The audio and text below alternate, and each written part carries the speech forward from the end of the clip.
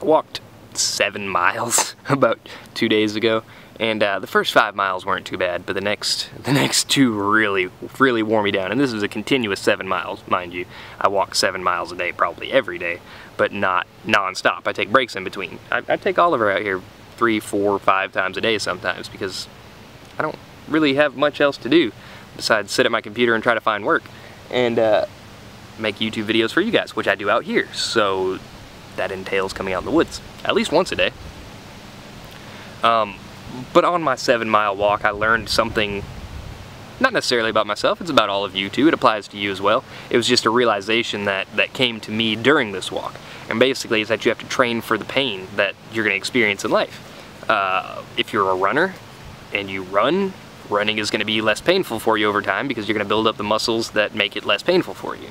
If you do a lot of push-ups, you're probably going to get good at push-ups. If you skate a lot, falling down is going to hurt less because, you know, falling off 10 stairs hurts a lot more than falling off 5, generally. Obviously that's not always true, but for the most part, as you progress, you deal with the pain better. Fighting is the same way. If you're a UFC fighter, you get punched in the face better than I do because you've experienced it more times. You understand, hey, that hurt, but it's only going to hurt this long, so I'm over it. And as someone that doesn't fight, I don't experience that as much.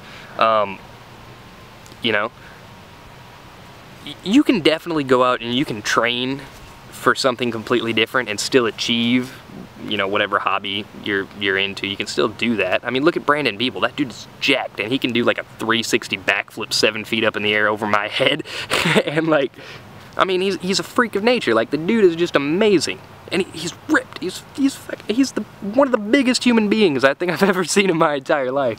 I always flash back to that, it's from, shit, what's the name of the video? Girl, yeah, right, where he has the red line, and he flexes his muscle. He's like, he hits you hard, bro, and he flexes and it goes, boom. Like, man, that dude, I mean, I understand that was edited, but like, he's been ripped for that long, and he's just getting more and more ripped over time. And he's insane. He's like, he's so good. Like, the dude's pop is just crazy. But most of us can't achieve that. Most of us, if we go to the gym every day and we lift weights, we're not going to get the same out of it as he does, because we're just going to start accumulating mass. We're just going to get bigger and bigger, and we're going to lose flexibility. We're going to start breaking more boards because we weigh more.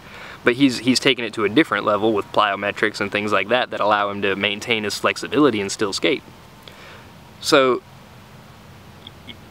you don't, I'm not telling you to take it too seriously. I'm not telling you to, you know, train to go pro or anything. Have fun with skateboarding.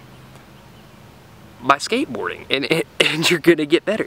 It seems really stupid and really basic, but it's something that like somebody like me that's dealt with a lot of injuries over the course of my life.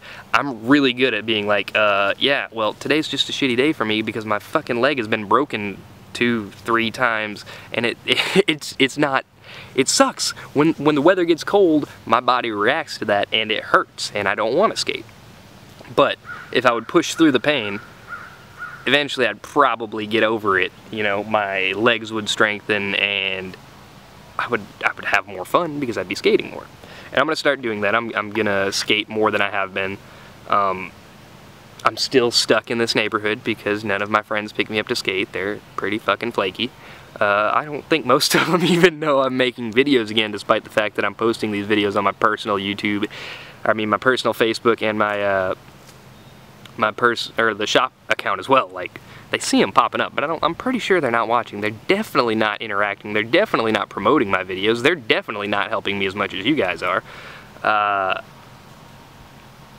You know, I hate to call you guys out, but you're slacking on me. You're not holding me back. I wouldn't say that. You're holding yourselves back by not taking me with you. There's a deer down there. There's no longer a deer down there. Okay, yeah, so I didn't mean to get off topic there, but it's not every day you see a deer while you're filming a YouTube video. It's pretty wild.